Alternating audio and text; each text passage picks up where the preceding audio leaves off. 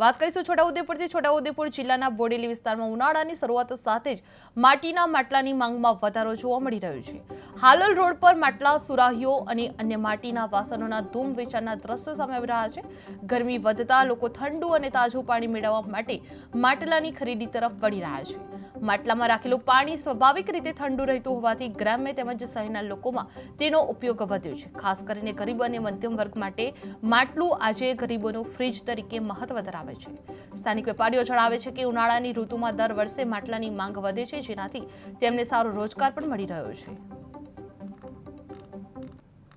અમે બોડેલી હાલોલ રોડ પર કમ સે કમ 30 વર્ષથી માટલા સારા અને વ્યવસ્થિત હોય છે અને માટલાનું પાણી સારું હોય છે અને વસ્તુ સારી છે, એટલે માટલા લેવા માટે આવે છે અને અમે ગ્રાહકને સંતોષ અને વ્યાજબી ભાવે માટલા આપીએ છીએ અને અમે 30 વર્ષથી ધંધો કરીએ છીએ અને લોકો ફ્રીજ હોય પણ તે માટલા લેવા માટે આવે છે અને માટલા સારા અને સંતોષકારક આપીએ છીએ, એટલે માટલા લેવા માટે આવે છે ગ્રાહક।